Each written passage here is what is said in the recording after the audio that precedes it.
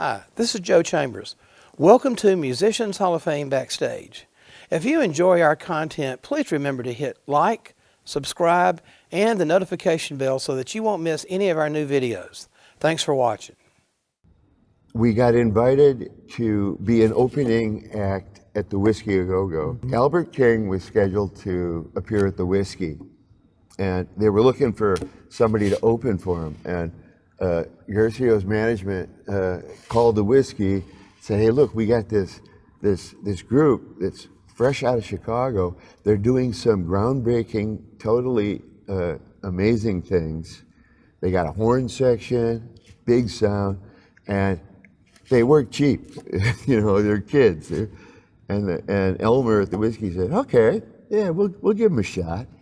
And we pulled up to the Whiskey, and the marquee, we saw the marquee, and it said, Albert King, and below it, it said CTA in small letters. And Walton here goes, "Look, we're on the marquee of the Whiskey A Go-Go. This is awesome."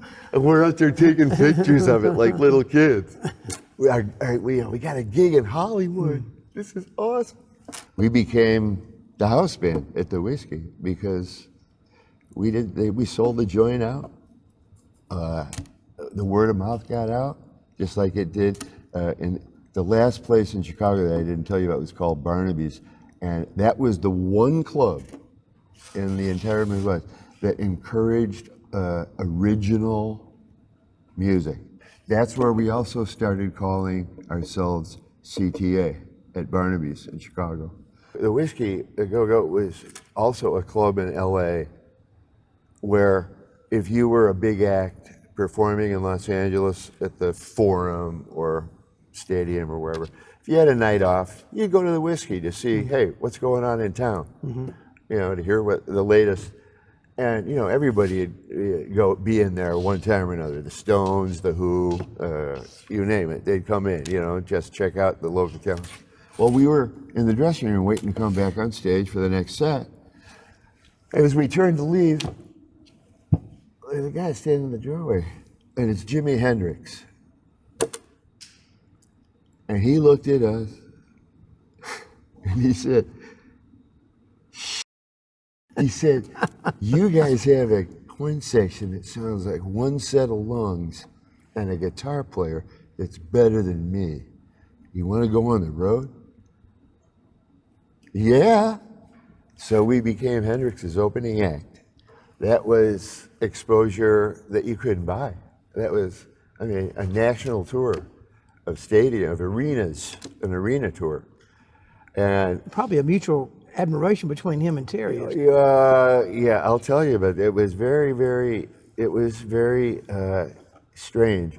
They were afraid of each other. They were not afraid, but intimidated by each other. And Jimmy was very shy. Terry was rather shy. They both hugely admired each other's playing and recognized each other's gifts, but were afraid to, you know, put it on the table and talk about it because they were uncomfortable for whatever reason. And they treated us like gold on the road. You know, we were four guys who had a room at the Holiday Inn. They'd send the limos, and we'd go to their hotel. They'd be in the presidential suite. And, you know, Eric Barrett, the tour manager, "Hey, what do you want? Room service. Hey, let's have some steaks up here. Come on, some champagne." They treated us like royalty. They were so kind to us. We finally got to the point where Jimmy opened up and actually began to talk about doing a record together. I mean, Jimi Hendrix in Chicago. Please. And he and Terry began to talk about collaborations. And I got excited. I started, oh man, I can craft some bitchin' horns to this, you know. And Mitch Mitchell and Danny Serafin. I mean, oh my God, this could be on.